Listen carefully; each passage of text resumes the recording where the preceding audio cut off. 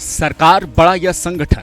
UP में सार्वजनिक तौर पर जब बीजेपी के भीतर से ही ये सवाल उठाया गया तो राज्य में बीजेपी की खेमेबाजी खुलकर दिखने लगी। इसने दूसरी पार्टियों को भी कहने सुनने और चकल्लस का पूरा मौका दिया। संगठन को सरकार से बड़ा बताने वाले डिप्टी सीएम केशव प्रसाद मौर्य एक खेमे की अगुवाई करते दिखे और कहीं न कहीं दूसरे डिप्टी सीएम ब्रजेश पाठक ने भी मौर्य के साथ और सीएम योगी के खिलाफ चलने का संदेश दिया, क्योंकि सीएम योगी की ओर से बुलाई गई कुछ मीटिंग्स से मौर्य और पाठक गैर हाजिर रहे थे, जिससे इस बात को खूब हवा मिली कि यूपी बीजेपी में सब कुछ ठीक ठाक नहीं है। लेकिन पिछले 3 दिनों में लखनऊ से दिल्ली तक कई मुलाकात और मीटिंग का दौर चला है, जिसके बाद लखनऊ से दिल्ली और फिर लखनऊ तक की तस्वीरों से जो संकेत मिल रहे हैं वो साफ साफ बता रहे हैं कि हालात पूरी तरह योगी के पक्ष में है, जबकि मौर्य और ब्रजेश पाठक के खिलाफ। खबर पुख्ता है कि पार्टी आला कमान ने केशव और उनके साथी पाठक को अनुशासन में रहने का कड़ा और खड़ा संदेश दे दिया है। हर मोर्चे पर सरकार ने बहुत अच्छा काम किया है। मैं सभी विधानसभा सदस्यों का हृदय से आभार प्रकट करता हूं, उनका अभिनंदन करता हूं। अब इसके बाद कुछ तस्वीरों के जरिए देखिए कि कैसे योगी के दोनों डिप्टी सीएम सही लाइन पर आ गए हैं। योगी के अगल बगल में खड़े दिख रहे हैं। ये तमाम तस्वीरें आज ही की हैं, जब विधानसभा में मॉनसून सत्र की शुरुआत हुई और उससे पहले एक किताब का विमोचन भी किया गया। न सिर्फ तस्वीरों में बल्कि दोनों डिप्टी सीएम विधानसभा में भाषण देते भी नजर आए, जिसमें वो विपक्ष पर वार और योगी सरकार की तारीफ करते दिखे। और करे भी क्यों नहीं, ये खुद भी तो सरकार का हिस्सा हैं। उप मुख्यमंत्री के तौर पर बड़े चेहरे हैं, ये बात तो इनको खुद समझनी चाहिए थी, लेकिन खैर आला कमान के समझाने के बाद समझ में आ गई है। अब देखिए सबसे ताकतवर तस्वीर जो यूपी बीजेपी में योगी की ताकत को साबित कर रही है। इस तस्वीर को गौर से देखिए और इसके मायने को भी समझिए।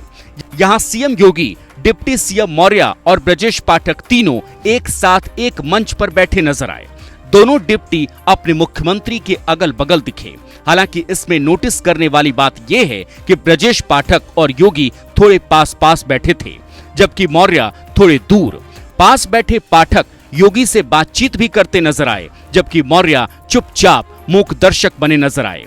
उनके बैठने के स्टाइल, उनके चेहरे के भाव, सबसे ये जाहिर हो रहा है कि जैसे वो अनकंफर्टेबल हैं। लग रहा है जैसे वो मजबूरी में योगी के मंच पर बैठ गए हैं, लेकिन मन में बगावत की चिंगारी अब भी भड़की हुई। पर मौर्य मजबूर क्यों हुए? तो इसका जवाब है आला कमान का सीधा फरमान। जी हाँ, सूत्रों से मिली जानकारी के मुताबिक मौर्य को योगी के खिलाफ मशाल उठाने के लिए दिल्ली से कड़ी फटकार लगी है। उस फटकार में मौर्य को साफ साफ बता दिया गया है कि अपनी ही सरकार से तकरार बर्दाश्त नहीं की जाएगी, और ये भी समझाया गया कि अपने बंदूक का निशाना मुख्यमंत्री पर नहीं बल्कि विपक्ष की ओर लगाइए।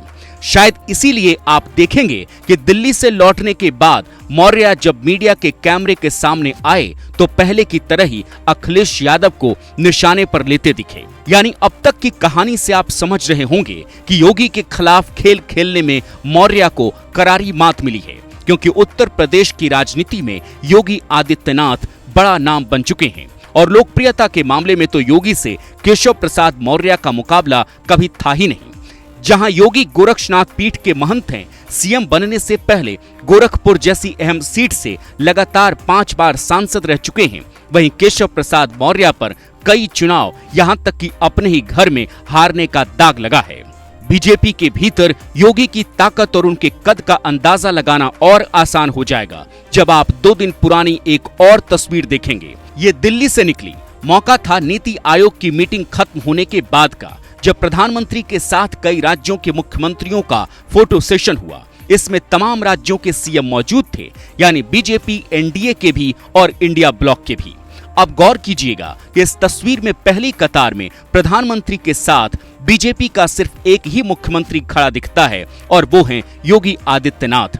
बाकी तमाम लोग केंद्रीय मंत्री हैं या दूसरे राज्यों के मुख्यमंत्री। तस्वीरों की बात चल ही रही है तो 2 दिन पुरानी इन तस्वीरों को फिर से देख लीजिए। इनसे भी लखनऊ नहीं दिल्ली तक में केशव प्रसाद मौर्य के मुकाबले योगी की हैसियत का अंदाजा बखूबी हो जाता है। जब योगी बिल्कुल पहली पंक्ति में नजर आते हैं, जबकि मौर्य और ब्रजेश पाठक योगी के पीछे दूसरी कतार में दिखते हैं। अब इस पर कहा जा सकता है कि ये तो मुख्यमंत्री और उप मुख्यमंत्री का मामला है, लेकिन ये भी तो देख सकते हैं कि अगर योगी की सियासी कद में कोई कमी आती तो क्या वो मोदी और राजनाथ के बगल में बैठे होते? उनको दिल्ली में तमाम बड़े नेताओं के साथ बिठाया गया। तस्वीरों और बयानों के आधार पर किया गया हमारा ये पूरा विश्लेषण साबित करता है कि यूपी में योगी ही हैं और योगी ही रहेंगे। कम से कम 2027 तक तो यही तय है। चुनाव बाद क्या होगा इसका फैसला तो किसी नेता नहीं, जनता के हाथों में है।